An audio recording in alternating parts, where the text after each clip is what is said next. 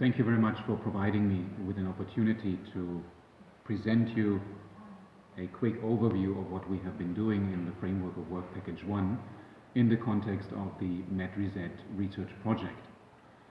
I will try to structure my quick overview by dividing it into 5 aspects, so to speak. Let me start by saying a few words, in fact, about the structure and the partners of this particular work package.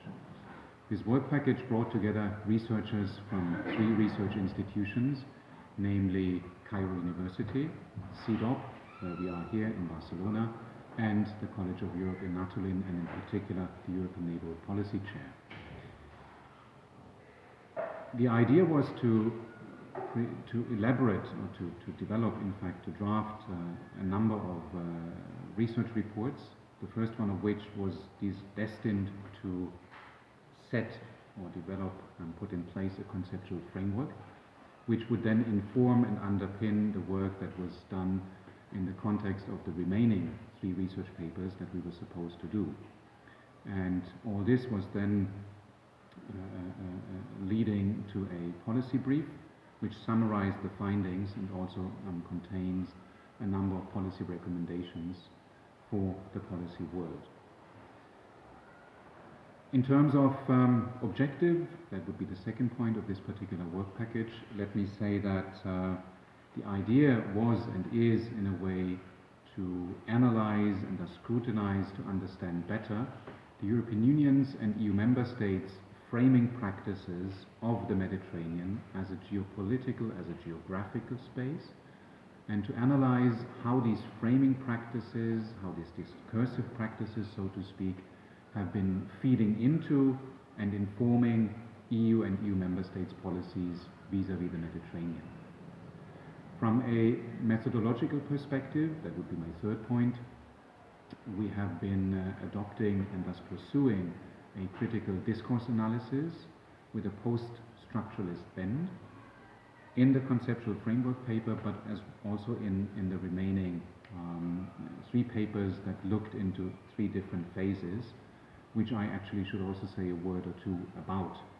The first phase that we analyzed started in 1970 with the initiation of European political cooperation and ends in 1990, that is to say right at the end of the Cold War, which then also demarcates the beginning of the second phase as of 1990-91, and it lasts until 2002-2003, that is to say the moment wider Europe was adapted, which in fact marked the beginning of the European Neighbourhood Policy.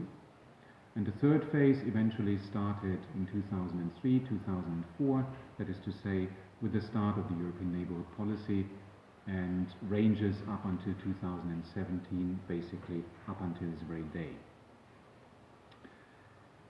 Fourthly, our research interest, our research questions.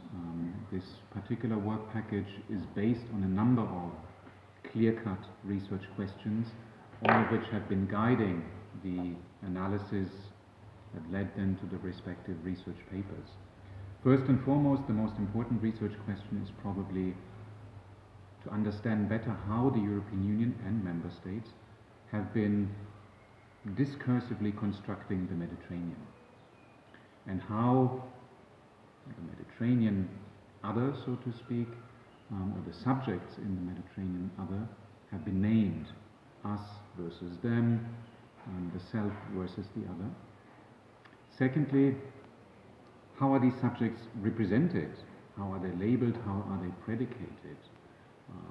Dangerous versus peaceful, conflictual versus peaceful, progressive versus backward, which then led us to raise a third question, which revolves around the interest as to how are these representations intensified or mitigated.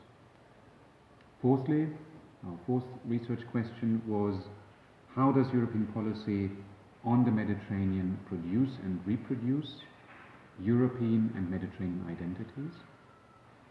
And fifthly, how do silences and exclusions in EU texts, in EU speech acts, feed into the construction of the Mediterranean, or Mediterranean as such, and European identities, and most of all help legitimize the EU's policies.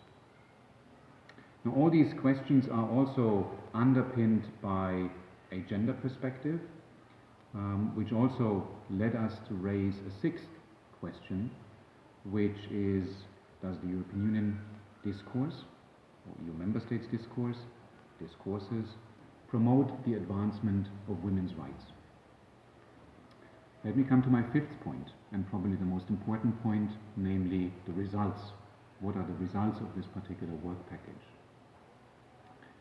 We found that throughout the last 47 years, that is to say the period that we investigated, the European Union engaged mainly in three discursive practices.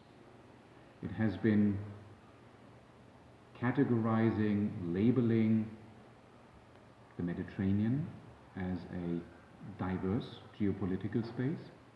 It has been categorizing the Mediterranean as a zone that is crucial for the European Union's interests and the pursuit of these interests. And it has been considering the Mediterranean as a dangerous place, as a zone of insecurity and instability, and the buzzword these days is probably the Ring of Fire, which best exemplifies this particular narration. Now, I should say that throughout these last 47 years, these narratives have been not necessarily replacing one another, but they interlink with one another. They are all present to a greater or lesser extent simultaneously, and in particular, as far as the last period is concerned, the period starting in 2003, 2004, up until 2017, we can clearly identify the presence and the salience of these interlinked narrations, so to speak. Now, discursing the Mediterranean in such a fashion has led to and went hand in hand with a growing securitization of EU policies vis-à-vis the Mediterranean, which in turn went hand in hand and also led to depoliticization of issues, in particular as far as the way the European Union has been handling supposedly political, supposedly securitized issue areas and policy fields. And lastly, this has also contributed then to a growing technocratization of EU policies vis-à-vis the Mediterranean, all of which resulted in a growing focus, and this is something that we can clearly see in particular in the last couple of years, on sector-specific cooperation.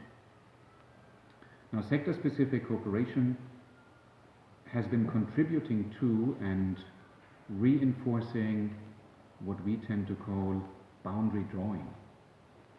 And in the framework of this boundary drawing, it has become visible, at least to us, that the European Union, in its relations with the Mediterranean other, has clearly putting itself at the center, adopting a so-called hub and spokes approach. And by looking at the other through this border drawing exercise, it has also engaged in identity-enhancing practices, portraying itself effectively as superior as opposed to the other, supposedly inferior, as opposed to the other, supposedly problematic and insecure other.